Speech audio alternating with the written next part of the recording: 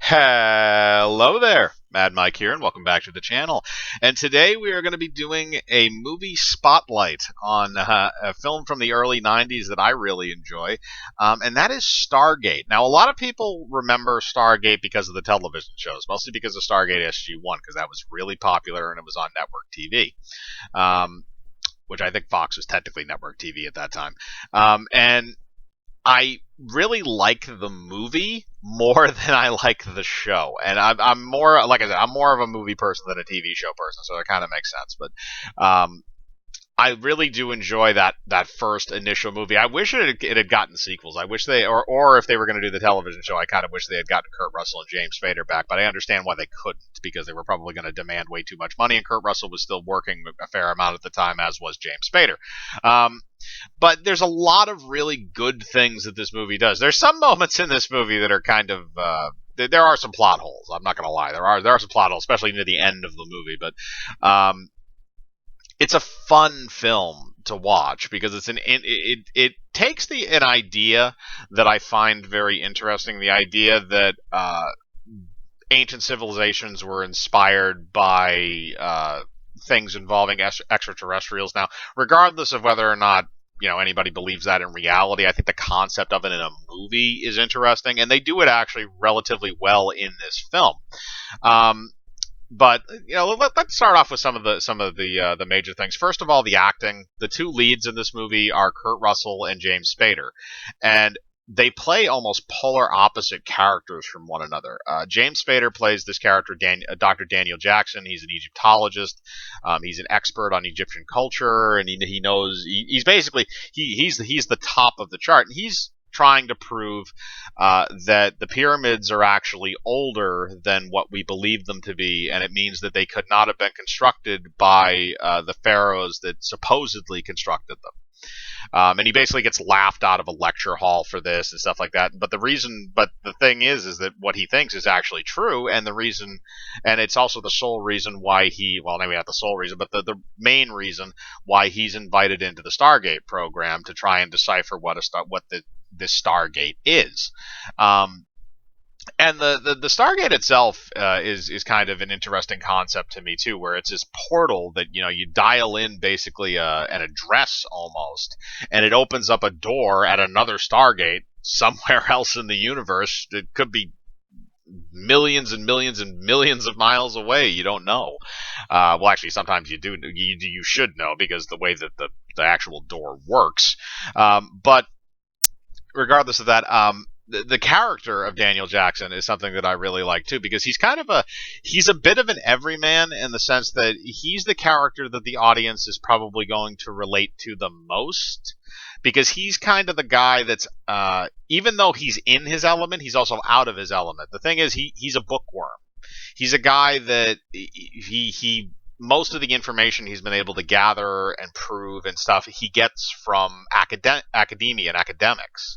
He gets from learning it from books, as opposed to being there physically. And now in this film, his character gets to actually go and physically be there, basically, because when they go to when they go through the Stargate and they go to this other world, he's in basically what would be an Egyptian culture. He's able to learn how to actually speak their language, because you can't actually speak Egyptian anymore, because it's a dead language. It's been a dead language for many, many generations, thousands of years at this point.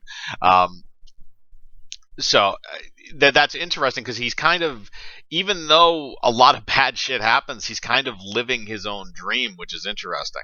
And the other thing that I like about him too is that he's not a perfect character.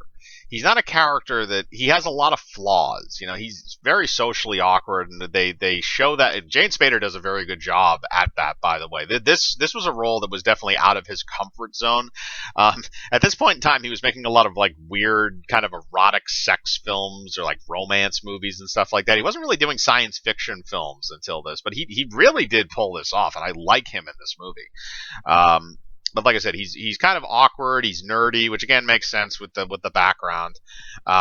But he does a good job of portraying it. And then you have the opposite of that, which is Kurt Russell's Colonel O'Neill. And when you go over to him, he's the polar opposite. He's somebody who, he's borderline, well, I shouldn't say borderline. He is suicidal. Because of the loss of his son, you understand that at the beginning of the movie through some kind of janky exposition, but regardless, you understand his motivations. And the thing is, you can see that through the whole movie. There's a scene because the whole point of it is that his son accidentally got into Kurt Russell's guns and he shot himself by accident and died. So Kurt Russell naturally blames himself. And when they actually go through the Stargate into this new world, there's a scene where he's sitting with this boy who's probably about 15, 16, I think. They try to make him seem roughly in that age group. And he starts, playing around with different stuff. He tries to smoke a cigarette, which is kind of funny, and he starts hacking up a lung. But then he turns his attention towards the gun that Kurt Russell has next to him, and he picks it up and starts looking at it. And as soon as Kurt Russell notices, he grabs away from it and says, "No, it's dangerous." The idea that he's concerned that he doesn't want it to happen again. It's the thing that's in the back of his mind. So it's understandable that that's why he has that very, very kind of knee-jerk reaction as soon as he goes towards the gun, because he knows that he has no idea how it works. Again, he's kind of like what his son was, where his son probably wasn't 100% sure how that firearm worked, and as a direct result, he accidentally shot himself. So I like what they do with his character in that sense. I like that. I think Colonel O'Neill actually has more of a complete character arc than James Spader's Daniel Jackson does in the film. Because the thing is, the whole point of his character in the movie is him rediscovering the will to live.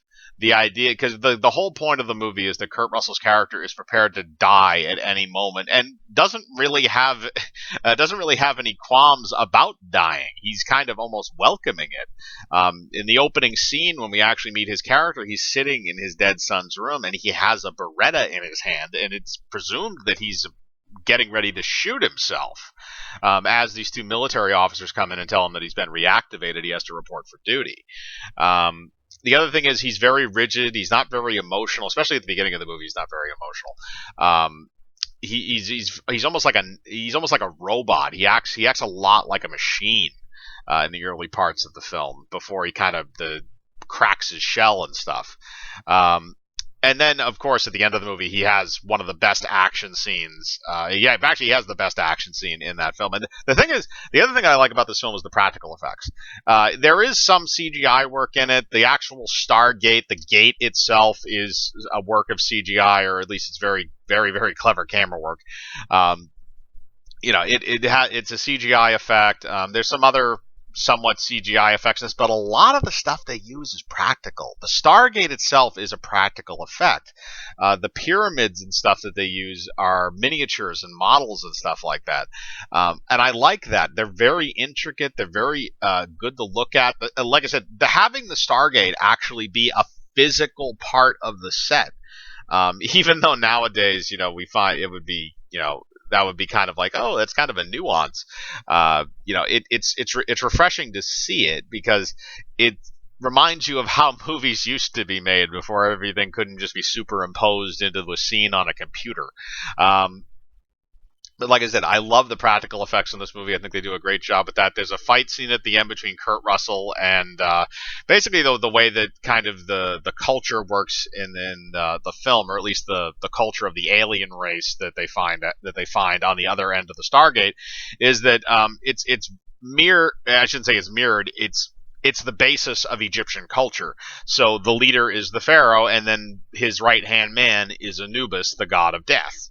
Well, actually, I can't remember if Anubis is the god of death or if he just leads people to the afterlife. I'm kind of rusty on my Egyptian mythology, but the one that actually plays Anubis is basically like the right-hand man to the pharaoh, who's the main character, Ra, or not main character, but the main antagonist, Ra, and him and Kurt Russell have a throwdown at the end of the movie, and he has the best death in that film because most of them are just like, oh, they get shot a couple of times and they fall down or something like that. They have this whole drag out fight. He beats the shit out of Kurt Russell, but Kurt Russell finally gets the upper hand because he's the better fighter. And there's this machine that they have that teleports from the main pyramid structure, which is based in the ground, to this like spaceship pyramid structure that lifts off from it and flies up into space. So what he winds up doing is he figures out that there's a gauntlet on Anubis that controls this. So once he has him in a position where he can activate it, he has him on the ground. He activates it so that these rings come down from the ceiling, and it teleports only his head back up to the spaceship, which is a great scene because, usually when you have a scene like that where there's like a teleporter accident or something like that, the person that it happens to doesn't see it coming. It's just almost an instantaneous death, and then they don't even realize what happened, and they're gone. But in this case, he had him on the ground. He activated it. The guy knew what he was doing, and he had to watch it happen. He had to watch all those rings come down from the ceiling and form around him, and then teleport his skull off of his body. It's a great death scene, and it's a great setup for it to use that device in that way. But like I said, I really enjoy the movie. I think the third act is really strong. I like the way it kind of works out. And I like the tone. I like the tone because it's kind of campy. It has a little bit of that 80s bleed over, that we saw in the early to mid 90s where there was still some cheese in there. When Kurt Russell kills that guy, he goes, "Say hi to King Tut for me, asshole." Or send my regards to King Tut, asshole. And then he presses the button and kills him. There's still one-liners and stuff in there, which makes it fun. But at the same time, you still have kind of that, semi-serious tone, I guess. There's still a lot of joking and back and forths and stuff like that. The dialogue is actually written fairly good. The jokes are relatively funny, at least for the most part. Most of them don't fall too flat, and most of them are situational, too. It's not necessarily one of those stupid things where it's just somebody spitting out snarky one-liners every half second, like they do nowadays to try and convey humor in action movies. A lot of it was very situational, and it worked.